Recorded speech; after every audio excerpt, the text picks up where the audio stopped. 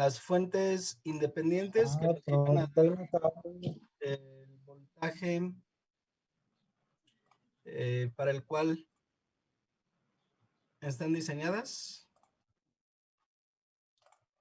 ¿Sí?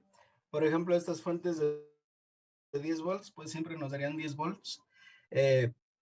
Aquí me faltó el símbolo de una fuente de corriente. Va a ser muy similar.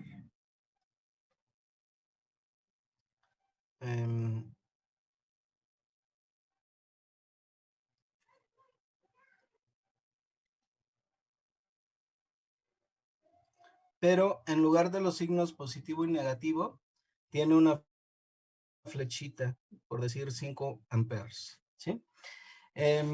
Físicamente, estas fuentes, bueno, igual donde hay más duda, es en las fuentes dependientes. ¿Sí? Las fuentes dependientes van a ser fuentes que nos van a dar ya sea un voltaje o una corriente, pero en función de alguna otra parte del circuito. ¿Sí? Es decir, si tenemos, por ejemplo, esta sería una fuente de voltaje, pero su magnitud es de 0.5 IX, donde IX pues sería una corriente que está circulando en otra parte del circuito. Estas fuentes las van a ver en electrónica 1, o bueno, más bien ya una aplicación práctica de este tipo de fuentes ya cuando vean dispositivos semiconductores, ¿sí? Nosotros aquí en este curso las vamos a revisar también, pero les digo, ya la parte práctica o una aplicación aterrizada, pues sería en electrónica 1. Pero bueno, hay que verlas para que no tengan problemas cuando lleguen a electrónica 1. ¿Sí? Bueno, estos serían entonces tanto los conceptos como con los que vamos a trabajar como algunos de los elementos que con los que también vamos a trabajar. ¿Sí? Tenemos posteriormente las leyes que les decía, tenemos la ley de Ohm y tenemos las leyes de voltajes, la ley de voltaje y la ley de corriente de Kirchhoff.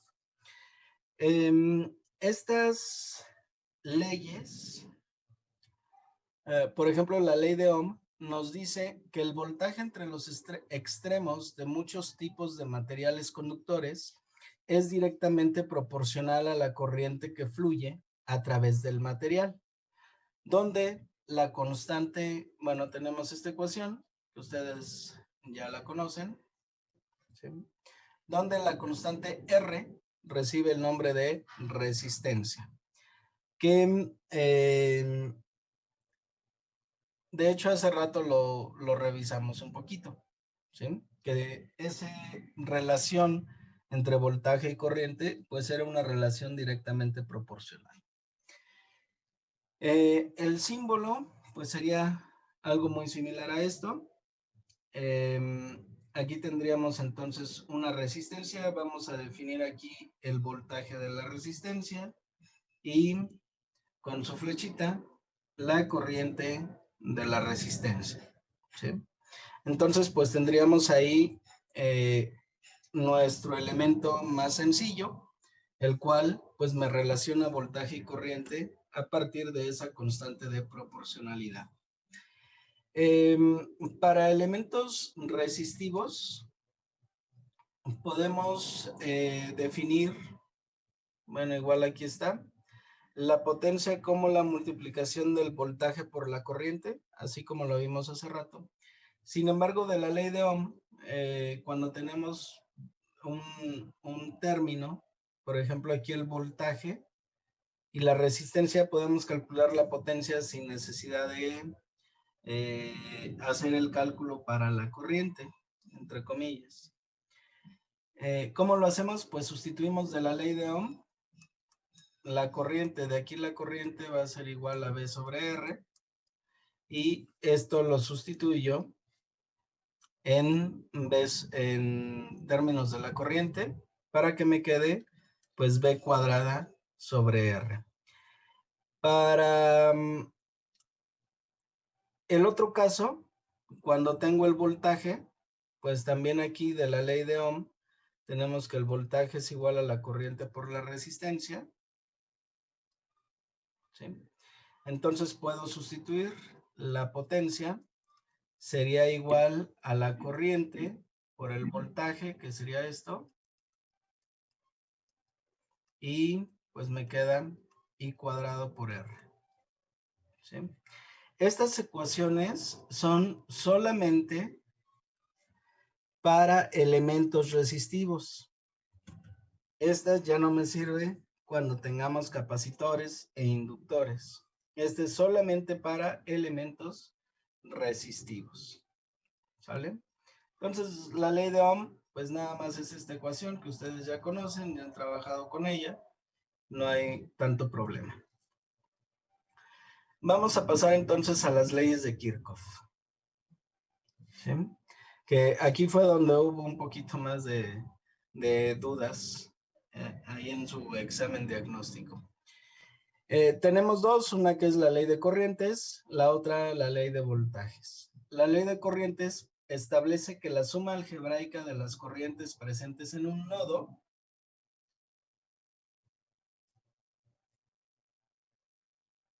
es igual a 0.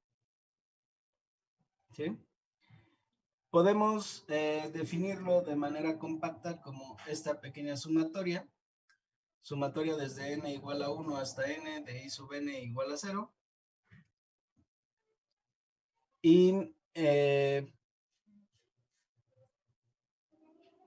a ver, es que alguien como que está intentando entrar y como que no.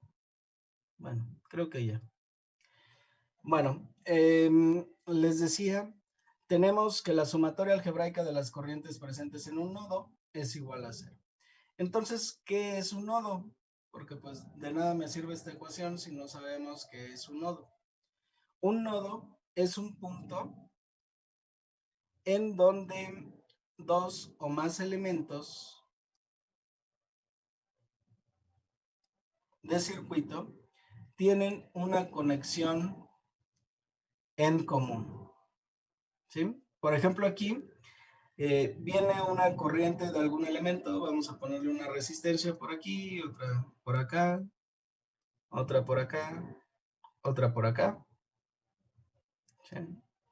De tal manera que por esas resistencias pues está fluyendo una corriente. Por esta resistencia está fluyendo la corriente I1, por esta otra está fluyendo la corriente I2, por esta otra I3, por esta otra I4. El nodo, de manera estricta, es donde dos o más elementos de circuito tienen una conexión en común. Aquí tenemos 4 elementos de circuito que tienen esta conexión en común, por lo tanto, eso me formaría un nodo. En cuanto a las corrientes, deben de recordar, se los voy a poner con rojo, que es la suma algebraica de las corrientes presentes en el nodo. Eso quiere decir que debemos de asignar signos. De nueva cuenta vamos a regresar o les hago hincapié en ese sentido de que hay que checar los signos. Vamos a asignar los signos dependiendo si las corrientes están entrando o si las corrientes están saliendo. Por ejemplo, esta corriente que está entrando al nodo la vamos a asignar con un signo positivo. Esta corriente que también está entrando al nodo también sería positiva. Sin embargo, esta que está saliendo del nodo sería negativa y esta otra, I4, que también está saliendo del nodo, también sería negativa. De tal manera que nuestra ecuación sería más I1 más I2 menos I3 menos I4 igual a 0. ¿Sí? Tal vez la hayan visto ustedes de manera diferente, no sé.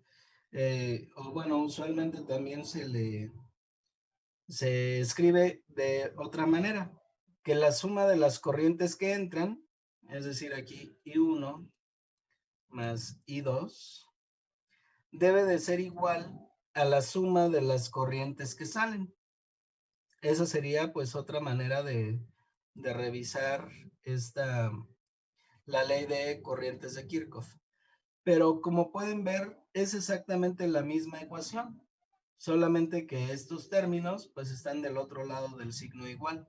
Sin embargo, pues es exactamente la misma ecuación. Cualquiera de las dos funciona.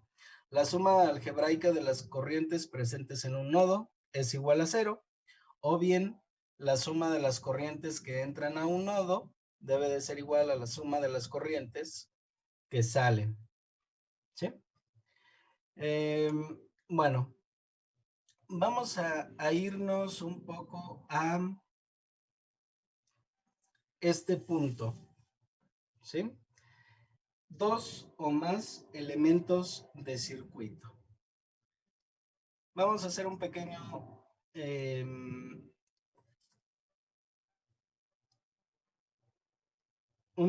circuitito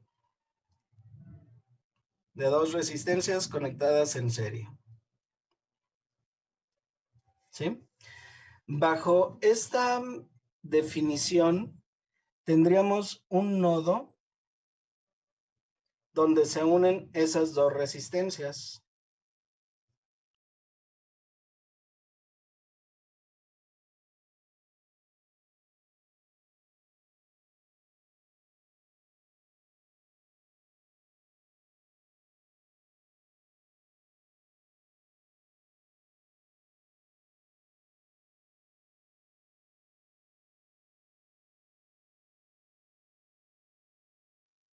Perdón. Ok, entonces les decía, tenemos que tendríamos un nodo justamente donde se unen esas dos resistencias, R1 y R2. Generalmente, les digo,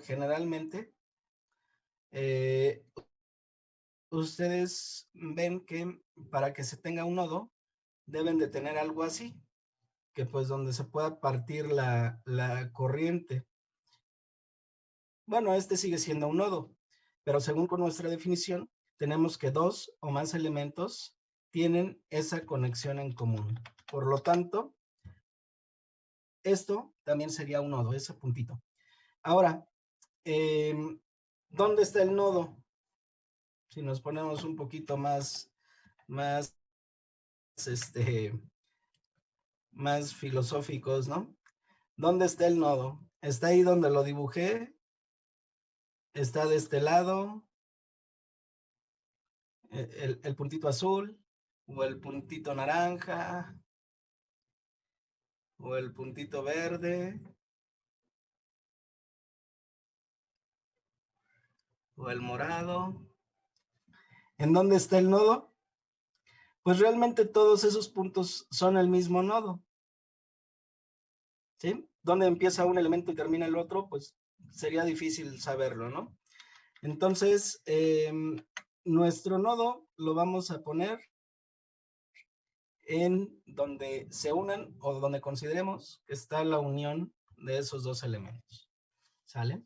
¿Para qué me sirve este nodo? Este nodo en particular, que pues tal vez sea un tanto trivial.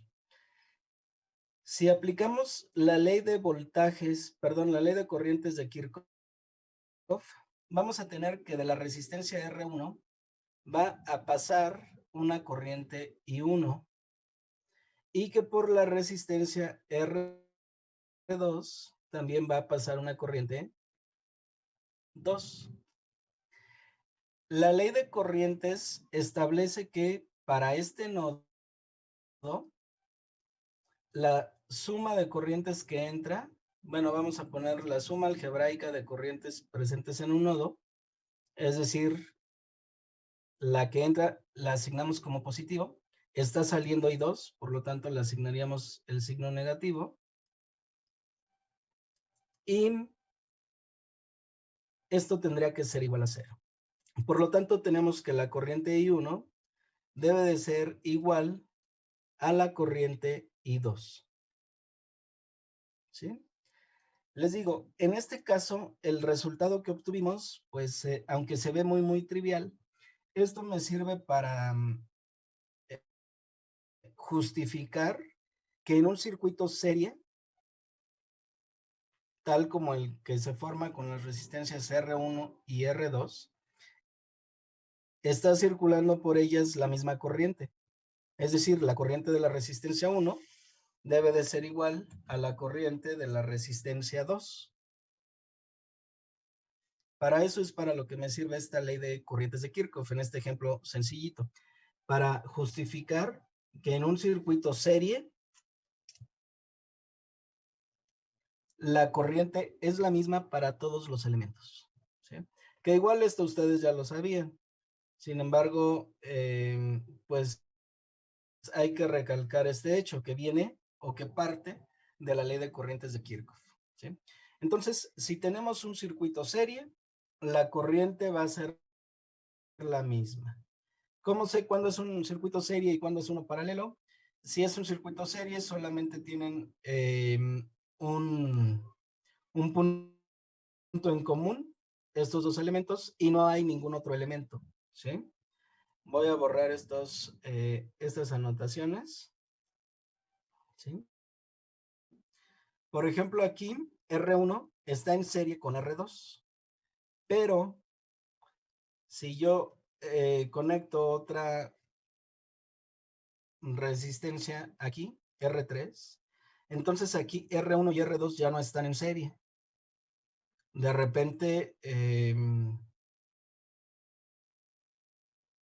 como que tienen esa confusión que se puede ver como que si estuvieran en serie, pero eso solamente ocurre cuando no hay otro elemento que comparta ese mismo punto, ¿sí?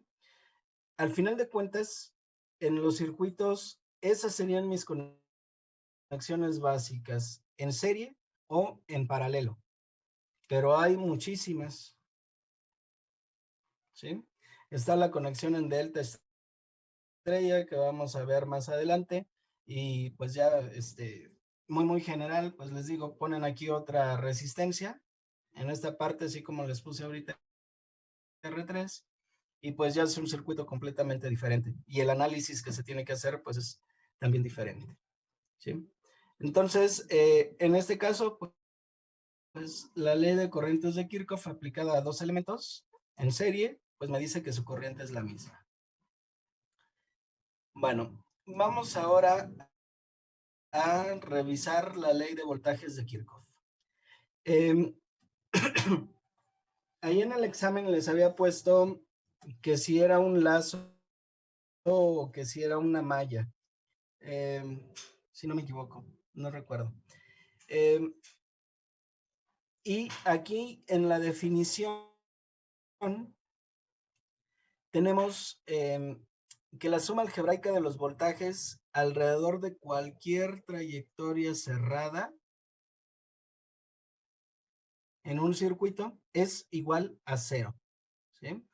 Independientemente de qué trayectoria ustedes analicen, no sé, les comentaba, ahorita vamos a hacer un circuito, por ejemplo, una resistencia aquí en serie con una fuente, ¿no? Esta sería una trayectoria cerrada y la suma de voltajes en esta parte debería de ser 0. Si yo pongo otra fuente, digo otra resistencia de este lado, la suma de voltajes en esta otra trayectoria es igual a 0. Si yo pongo otra resistencia aquí y genero otra trayectoria cerrada, la suma de voltajes en esta trayectoria cerrada es igual a 0, ¿sí? Entonces, pero también recuerden que es una sumatoria algebraica, es decir, que necesitamos asignar signos para cada uno de los elementos.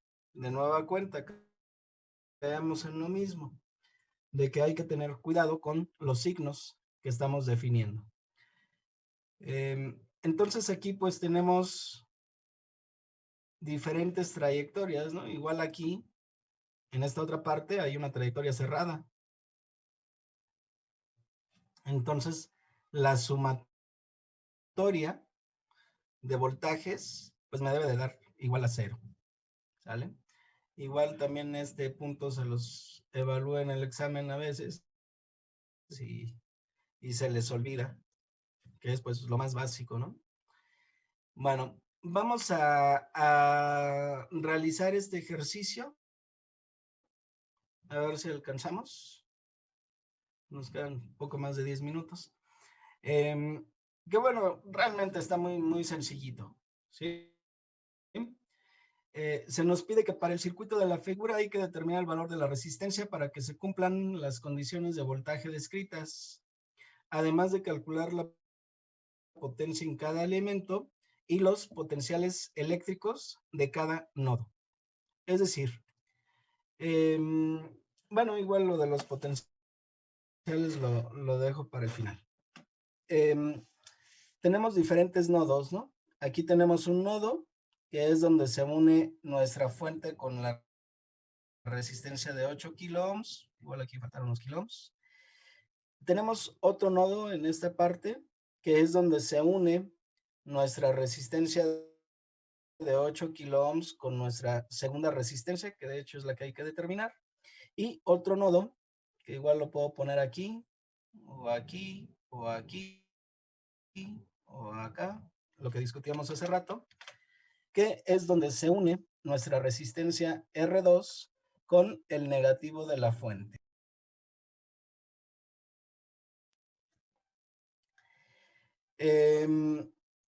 Entonces, este circuito sería un circuito de 3 nodos. Sin embargo, por el momento esta información no me va a servir, o al menos no para determinar el valor de la resistencia, ¿sí?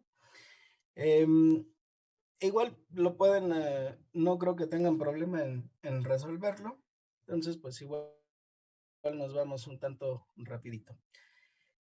Cuando tenemos un circuito de este tipo, pues establecemos que la corriente siempre va a salir del positivo de nuestra fuente. Ay, aquí tiene un errorzote, el diagrama. A ver, permítanme.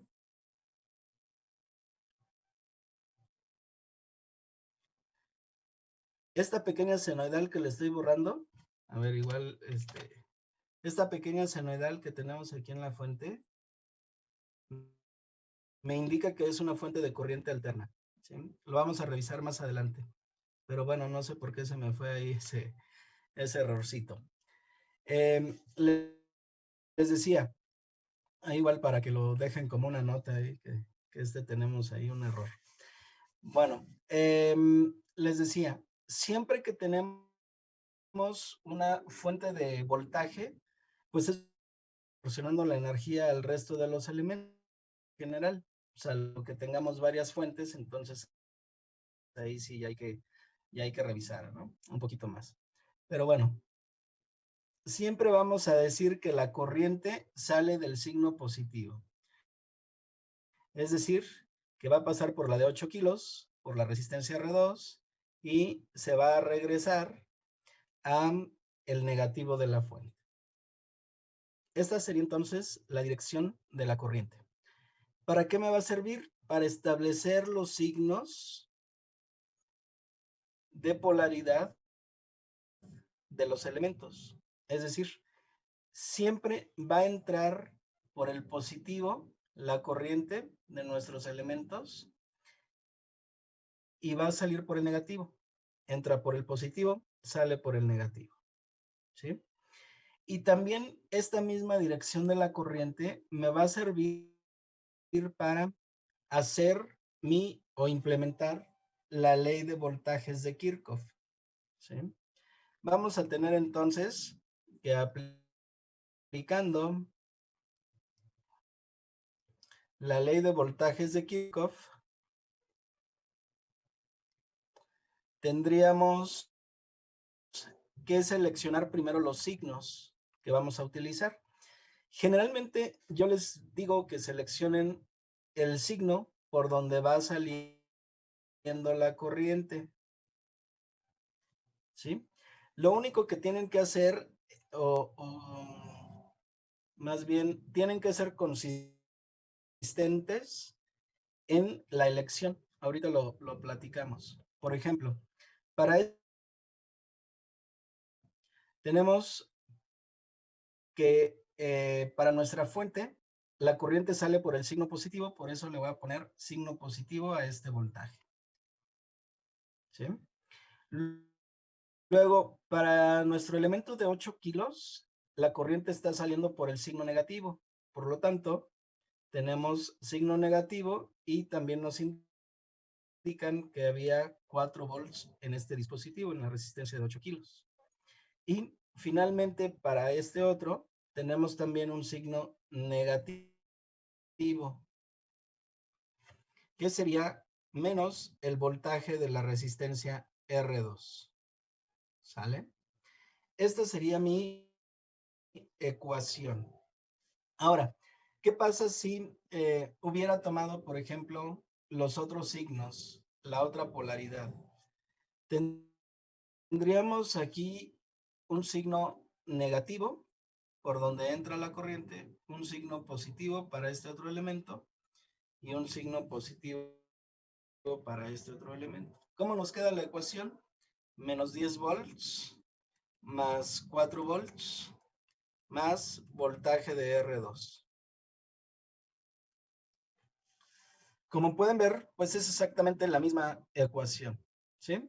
Entonces aquí les digo, nada más deben de ser consistentes. Lo que no se vale es que tomen, por ejemplo, para la fuente por donde sale, luego para una resistencia por donde entra y para la otra resistencia por donde sale. ¿Sí? Eso sí no se vale. Hay que ser siempre consistentes con, si vamos a tomar los signos por donde sale la corriente, pues adelante, para todos los elementos.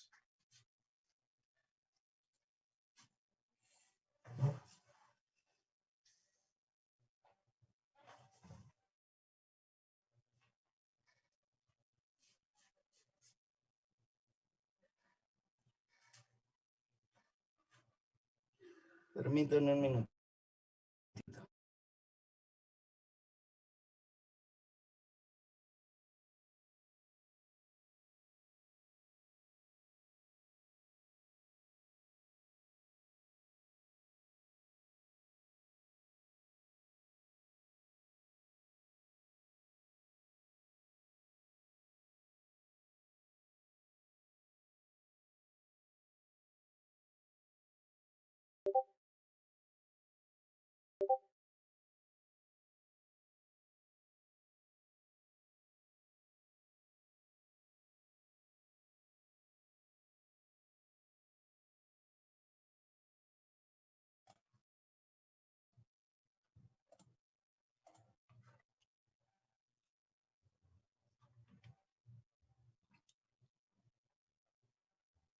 Bueno, con esta ecuación ya despejándola, vamos a pues obtener nuestro voltaje o el voltaje que tiene la resistencia R2. De hecho, con cualquiera de las ecuaciones, ¿no? Pueden resolver.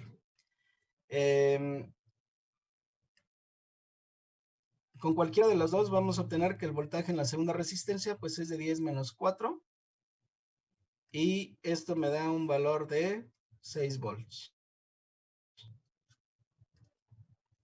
Les digo, no está muy complejo el ejercicio, pero bueno, es para establecer los criterios, el principio de los criterios que vamos a utilizar. Luego, con los datos que tenemos, podemos aplicar la ley de Ohm para conocer la corriente.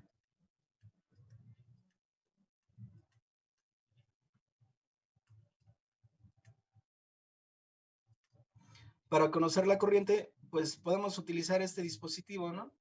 Ya tenemos el voltaje que tiene, el valor de resistencia que tiene y por ende podemos calcular la corriente.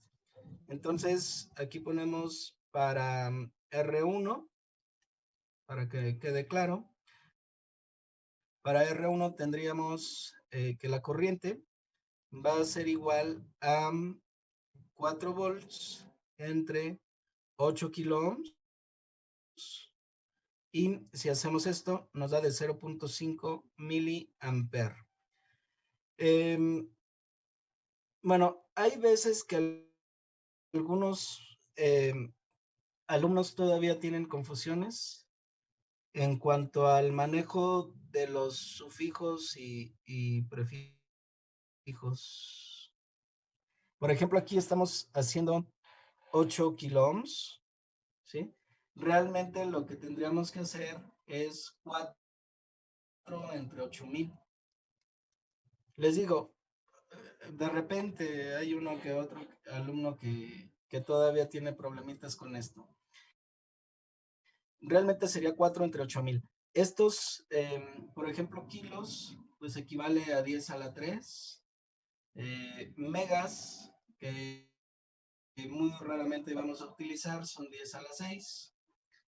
Mili, este sí lo vamos a utilizar, sería 10 a la menos 3, pues de hecho lo estamos utilizando ahorita.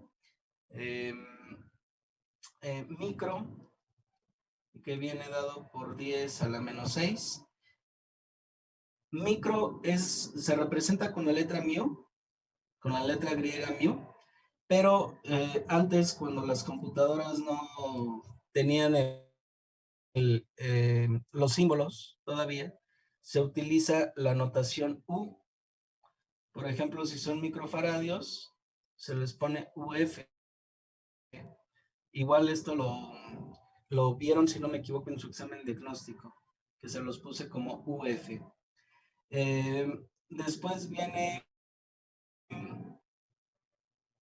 nano, que es por 10 a la menos 9. Pico, que es por 10 a la menos 12. ¿Sí? Generalmente en circuitos estos son los que vamos a utilizar. Precisamente pues para evitarnos estar escribiendo 4 entre 8000 igual a 0.0000. A ver, ¿cuánto sería? Sí, ¿no? Algo así. No, me pasé de 1. Aquí. ¿Sí? Para evitar estos problemas, imagínense cuando estuviéramos haciendo por 10 a la menos 9, pues sería 0, 1, 2, 3, 4, 5, 6, 7, 8 y ya, ¿no? Entonces, precisamente utilizamos la notación científica. Entonces, aquí 4 entre 8 kilos, pues es igual a 0.5 miliamperes. ¿Sí? No es que vayamos a dividir 4 entre 8, sino hay que considerar también los factores multiplicativos. Bueno, entonces con esto les digo, nada más fue como paréntesis. Espero que no tengan este problema y si lo tienen, pues ya se los dije.